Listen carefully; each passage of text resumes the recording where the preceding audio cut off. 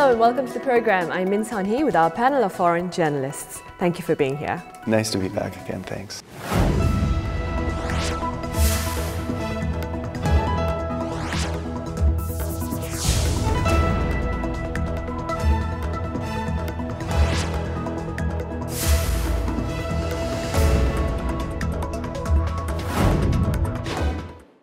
President Moon Jae-in has been engaged in active diplomacy in recent days, playing host to his US counterpart, meeting with his Chinese counterpart, as well as attending the APEC and ASEAN meetings in Vietnam and the Philippines, respectively. In this edition of Foreign Correspondents, we take a look at the Moon administration's diplomatic initiatives amid efforts to ensure regional stability and security in light of North Korea's nuclear and missile provocations.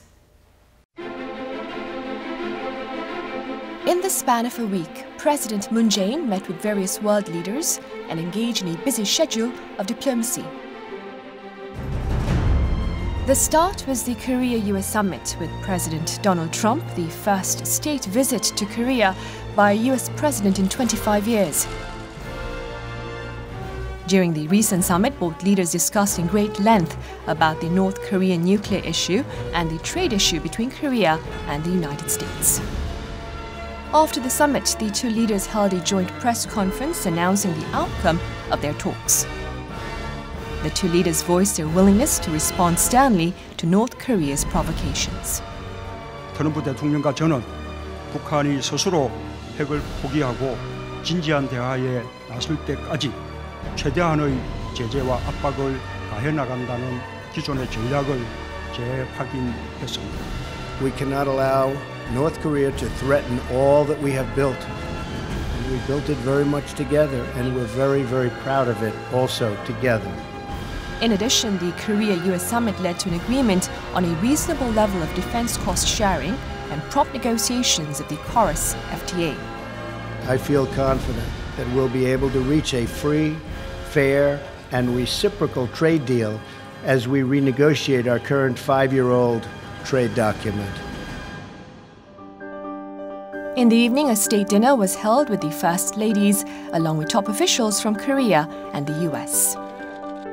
Garnering much attention from the foreign media at this dinner were the two leaders embracing a victim of forced sexual slavery by the Japanese army and a menu which included shrimp that can only be found in Dokdo. The following day, on November 8th, President Trump spoke in front of the National Assembly. In his speech, President Trump sent a strong warning to North Korea. Do not underestimate us, and do not try us. We will defend our common security, our shared prosperity, and our sacred liberty. The Korea-U.S. Summit was held over the course of 2 days. We look forward to this summit becoming an opportunity to further promote the friendship between the two countries and to further develop their alliance.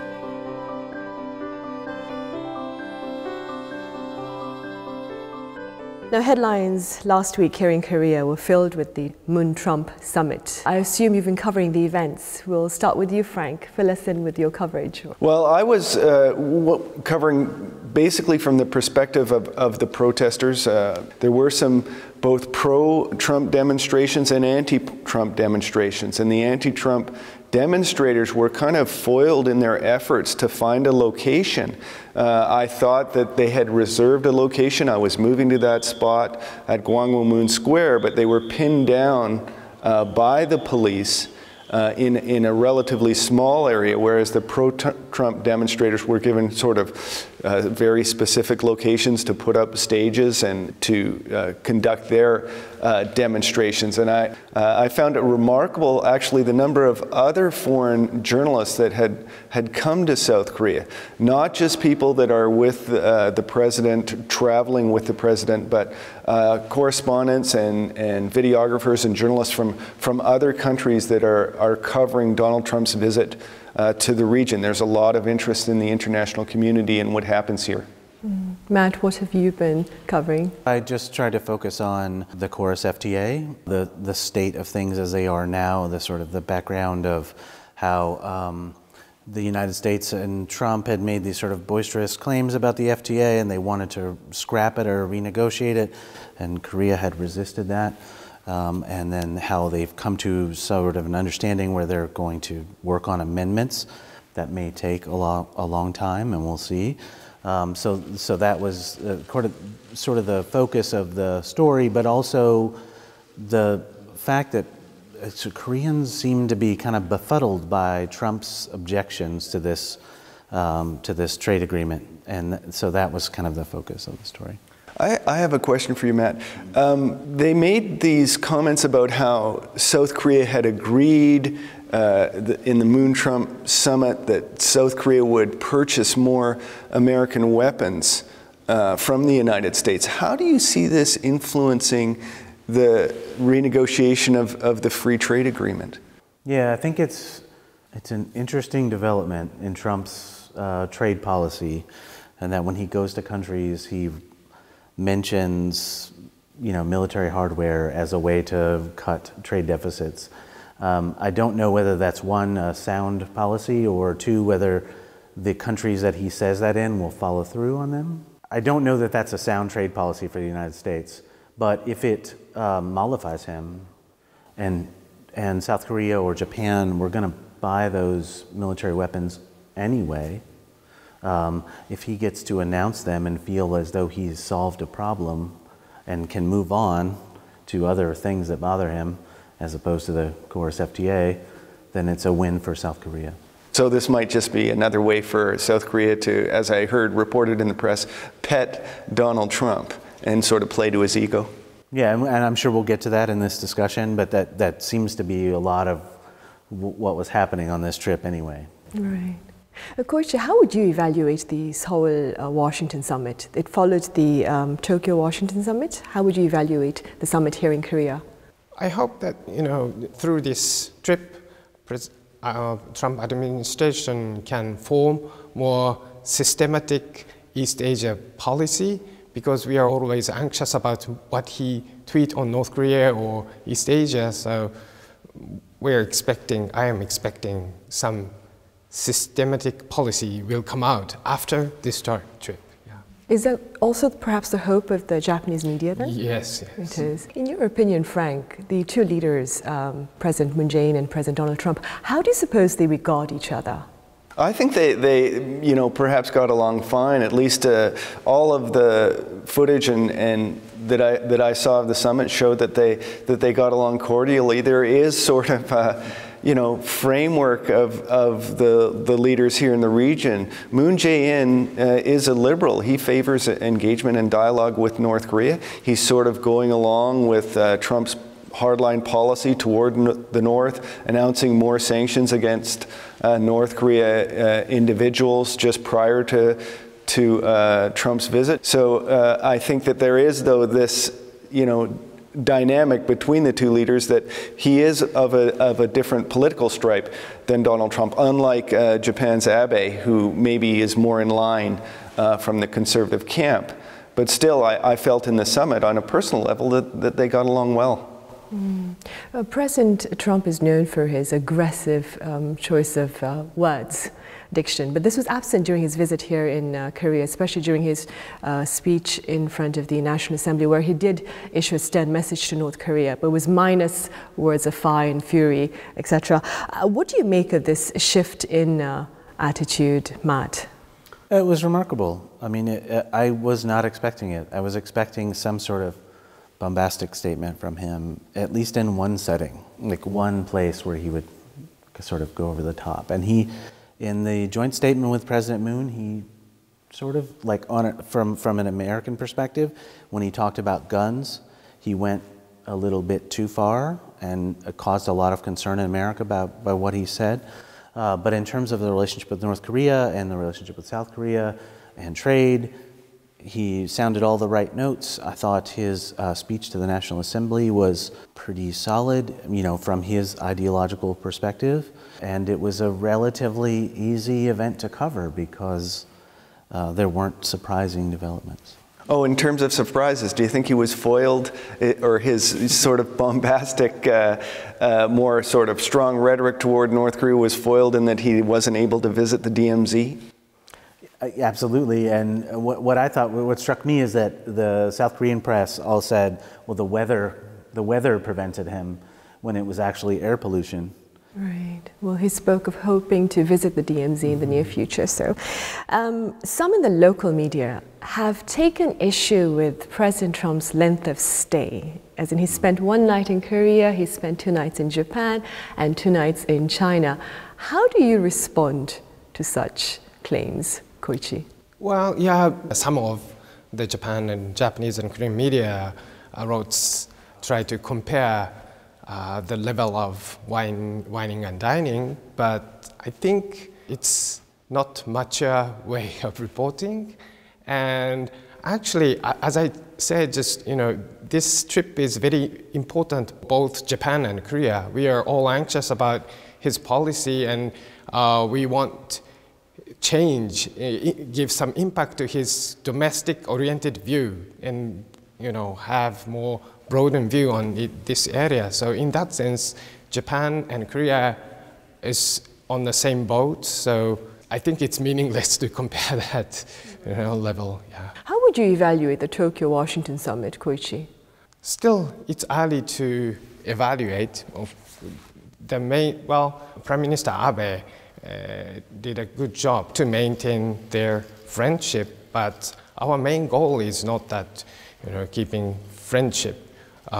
It's to give some impact to his view in this region, and we want him to know that the United States of America has a very important role in this region. So I'm not sure what kind of policy he will implement after this trip.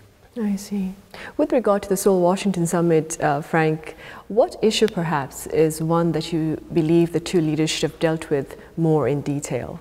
What I was curious about this summit was the commitment that South Korea seemed to have made to purchase more American weapons. I find that quite troubling that South Korea would try to compensate the United States in terms of trade deficit by buying more American weapons. What's really curious is that Donald Trump tells North Korea that it's not in its interests to develop its military, and it reduces its security by developing its military, yet boasts about his spending on Americans' military, and that it's going to have the opposite effect for Americans. I think that contradiction really isn't recognized by the American presidency or even the American public. And South Korea should be wary of going down that path, thinking that buying more American weapons is going to make them more secure. Right. Well, as mentioned earlier, President Moon's diplomatic agenda also took him to Southeast Asia, where he sought to boost collaboration both on the security and economic fronts. We have details in our second report. President Moon Jae-in, after wrapping up the Korea-U.S.Summit, embarked on his first Southeast Asia trip since his inauguration to diversify his diplomatic channels. President Moon made plans to visit Indonesia, Vietnam and the Philippines for 8 days from August 8th to the 15th in order to strengthen cooperation with ASEAN countries and to resolve the North Korean nuclear issue. First, President Moon, who arrived in Indonesia on November 8th, held a summit meeting with Indonesian President Joko Widodo on the following day. President Moon also attended the Korea-Indonesia Business Forum, where major economic leaders from both countries were gathered. On this occasion, President Moon delivered a keynote speech on the idea of a new Southern policy, which was paired with a new Northern policy. He also mentioned the Korea-Indonesia Economic Cooperation Plan. 저는 양국이 함께 더 큰 꿈을 꾸고 더 큰 도전에 나서자고 제안합니다. 양국 간 교역 확대 수준을 넘어 아세안과 세계 시장을 함께 개척하는 동반자가 되자고 제안합니다. Then on November 10th, President Moon flew to Da Nang, Vietnam, to attend the Asia-Pacific Economic Cooperation Summit, in which 21 countries participated. And highlighting his visit to Vietnam was the second Korea-China summit meeting between President Moon Jae-in and Chinese President Xi Jinping. The summit attracted much attention as it was the first time the two leaders had met since the Third conflict was resolved. On November 13th, President Moon headed to Manila in the Philippines to take part in various multilateral diplomatic forums such as the 20th ASEAN Plus 3 Summit, other ASEAN-related meetings, and the East Asia Security Summit. From the Korea-U.S.Summit to his trip to Southeast Asia, President Moon Jae-in held a busy diplomatic schedule. Up next, we discuss the meaning and achievements of President Moon's diplomatic Superweek. President Moon has spoken of pursuing a balanced diplomacy with both the US and China, especially in light of efforts to find a peaceful resolution to North Korea's nuclear issue. How viable, feasible is this plan, Koichi? I think President Moon, after that, clearly stated that what he meant about this balance is not between US and China, it's more broader context. And we have to remember that Korea has a military alliance with US, not with China, and China has a military alliance with North Korea. Another question is it a peaceful resolution? Well, we all hope that, and it waits. Yeah. We have to wait and see. Wait. Right. Yeah. Matt, what are your thoughts? Yeah, I mean, it's a difficult thing to, we talked about this before, but the sort of countries' interests and balancing them with one another, and then there are also domestic pressures that sort of push leaders in one direction or the other, which I think you saw with China and Lotte. I think you've seen here with THAAD and President Moon.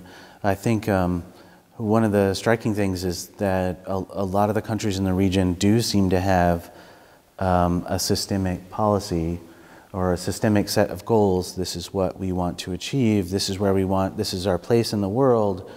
Whereas Donald Trump's administration has seemed to be a little bit more transactional and unpredictable. And it would be helpful from the South Korean or China or Japanese point of view if the United States' position was a little bit more systemic and a little bit more telegraphed and predictable. Mm-hmm. On the sidelines of the APEC summit, President Moon also met with his Chinese counterpart Xi Jinping. Now, the two countries have agreed to move beyond their fallout over THAAD. How do you foresee future ties between Korea and China, Frank? I think they'll be good. You know, we see with the APEC and ASEAN sort of overtures that President Moon is making is his efforts to move beyond that dynamic of competition between China and the US for influence in South Korea and influence in the region. The big problem is that China and the United States are huge countries. They're huge economies. And balancing out that with ASEAN or smaller Southeast Asian nations is going to be a big challenge for President Moon here. Do you see China taking on a more active stance in resolving North Korea's nuclear issue, given the development with South Korea now? They are already taking, strong stance against North Korea and, strengthening sanctions, and also it's about South Korea showed firm determination on THAAD deployment. That gives some impact to China. If China does not improve relationship with South Korea, then South Korea will go more closer to US. So they didn't want that. That's why they improved relationship with South Korea. So Koichi, a day prior to the announcement by Beijing and Seoul to improve ties, Foreign Minister Kang Kyung-hwa spoke of 3 pledges to China. Including in that pledge was one of not establishing a military alliance with Tokyo, Washington, Seoul. Do you see this as affecting future Seoul-Tokyo ties? Well, it had some of the feeling of Japanese, but actually we already have a sort of quasi-alliance because through United States and already exercising some of the military drill with US and Korea. So current situation is good enough. Even Japanese government does not have a strong willingness to have an alliance. It's not realistic, we all think. What are your thoughts, Matt, of President Moon Jae-in's efforts to rally the support of Southeast Asia in resolving North Korea's nuclear issue? Well, he has to, I mean, he has to find new friends. In the same way that South Korea's economy has to find new friends, new trading partners in Vietnam and other places, he has to find new supporters in the region because he has China, he has the United States. Both of them have relatively hardened positions on the issue. And both of them, to be fair, are kind of in difficult positions. You know, China can say we want to crack down, but it's a porous border and coal's going to come across and fuel's going to come across. And we can say that we want to be strong in North Korea, but really we don't have many options.